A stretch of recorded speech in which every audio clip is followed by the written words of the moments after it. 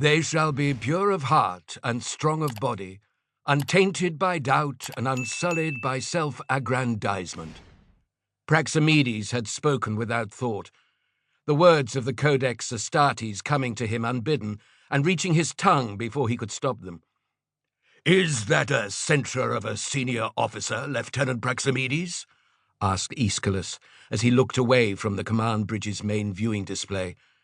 The Ultramarines' captain paced across the strategium of the Ithaca's vengeance, heading to where his second-in-command stood alongside the task force's other lieutenant, Indomitus.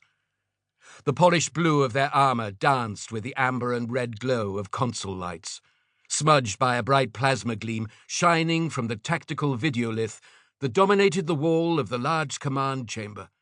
Tax slave servitors wired to terminals and auger banks grunted and chattered, their data flows to azure-robed overseers, who in turn compiled reports for their space marine officers. Behind them, Shipmaster Oric Olaris, in heavy trousers that were tucked into knee-high boots and a crisp white shirt beneath his Ultramarines' uniform tunic, prowled the deck with a watchful eye. Praximides instantly regretted his momentary lapse. "As a scholar of the Lord Primarch's teachings, you would know that the Codex Astartes has much to say on respect for the chain of command." Aeschylus came alongside his two officers and half-turned back towards the main screen.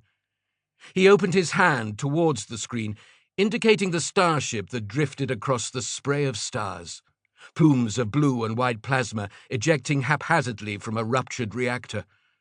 "Our preliminary survey reports indicate that we have disabled their weapons grid. The threat is minimal." "My words, brother captain, were in reference to Indomitus's overly keen desire to lead the boarding," Praximides told his superior. "There are still enemy vessels in the vicinity." "2 destroyers," scoffed Indomitus. "Too fast a prey to hunt on our own. As soon as we give chase, they will disappear into the asteroids and gas clouds on the boundary of the third orbital sphere. Would you follow them into that, knowing that they could turn on us under the cover of our overwhelmed scanners?" "That was not my suggestion, brother lieutenant," said Praximides, frowning. It was an occasional fault of Indomitus to protest against an ill-thought strategy that had not, in fact, been raised, perhaps purely to show that he had considered and discarded such action himself. "Our primary objective is destruction of the enemy. Boarding brings unnecessary risk at a time when the battle groups of Fleet Quintus must conserve their strength." "That is a Hellbringer-class cruiser," added Indomitus.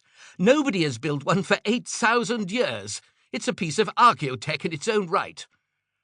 "The Lord Primarch would also favour heavily any intelligence we might glean from its cogitator banks," said Aeschylus. "We are at the forefront of the crusade, encountering foes fresh to the battle. This is a raider, an assault ship built for planetary attack.